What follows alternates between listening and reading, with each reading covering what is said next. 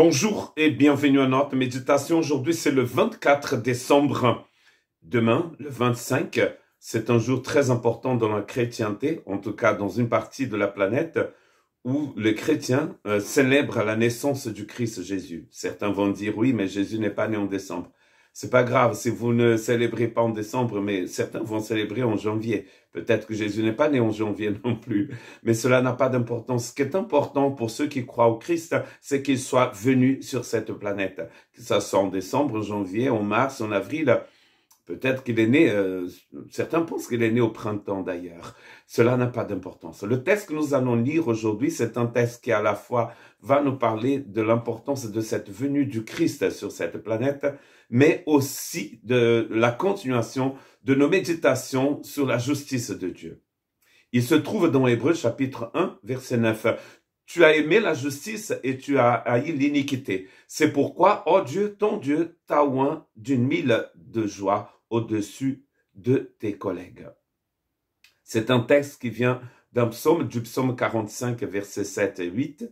Mais ici dans Hébreu, il est en fait cité comme une référence au Messie, au Christ.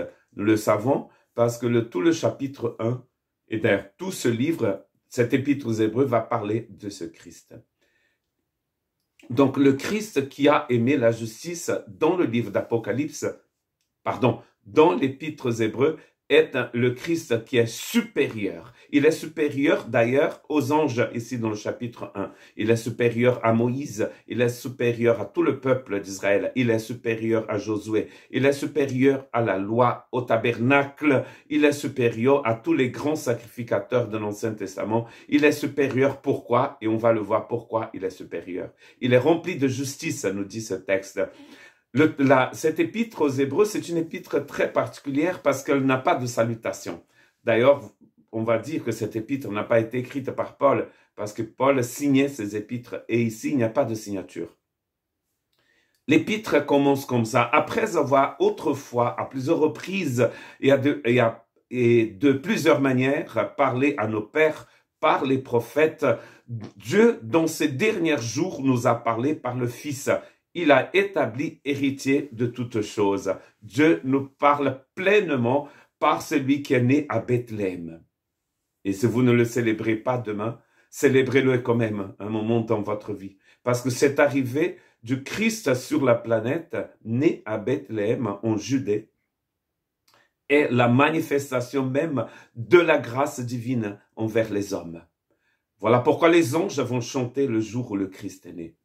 Il y a 7 choses ici dans ces 3 versets du début de l'épître aux Hébreux qui montrent que le Christ est supérieur. C'est pas étonnant que ça soit 7, n'est-ce pas? La première chose, c'est qu'il est héritier de toutes choses. C'est-à-dire que tout ce qui existe dans l'univers l'appartient. Il a reçu tout. À lui, tout, nous dit Apocalypse. Ensuite, il est aussi le créateur de l'univers. C'est par lui que Dieu a créé l'univers. N'est-ce pas impressionnant? Le Messie, le Christ, Jésus de Nazareth, il a reçu ce nom sur cette planète, il est le créateur de toutes choses. La troisième chose, il est le reflet de la gloire de Dieu. Le reflet de la gloire de Dieu. Nous ne pouvons pas, nul ne peut voir Dieu, c'est écrit. Mais le Fils manifeste la gloire de Dieu. Il est aussi l'empreinte de sa personne, c'est-à-dire que nous pouvons tout connaître sur Dieu par la personne du Christ Jésus. Nul ne vient au Père que par moi, dit le Christ. Il est très catégorique. Le Christ dit que celui qui ne ramasse pas avec moi disperse. Celui qui n'est pas pour moi est contre moi. Et ici, il est l'empreinte de Dieu. Le Fils est l'empreinte de Dieu. Il soutient toutes les choses par sa parole puissante. Il a créé toutes les galaxies, il a créé les planètes, il a créé les étoiles, il a tout créé. Mais il soutient aussi toutes choses. Imaginons qu'il tient toutes... Normalement, je ne montre pas mes mains dans mes méditations, mais je voudrais montrer ma main. Vous imaginez, il tient tout dans sa main. Tout l'univers dans sa main. Il soutient toutes choses par sa parole puissante.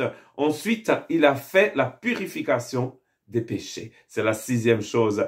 Le Christ qui soutient toutes choses, le Christ qui est héritier de toutes choses, le Christ qui a créé toutes choses a fait la purification des péchés. Il va dire un moment dans un discours dans Jean, c'est pour cela que je suis venu. Je suis venu pour cette heure. C'est-à-dire que vous pourriez même mettre la croix à la crèche.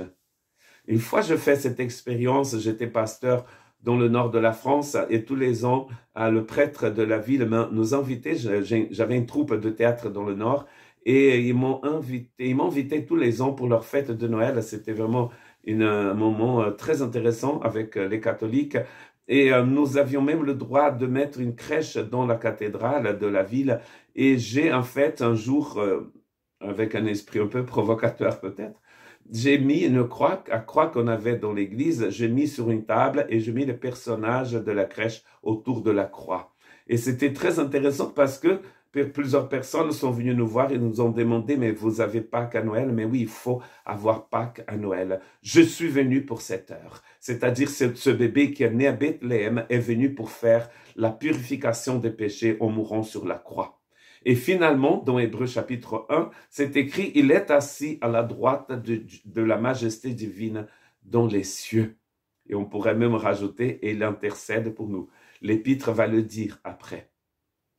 Vous voyez cette chose qui démontre que le Fils est supérieur.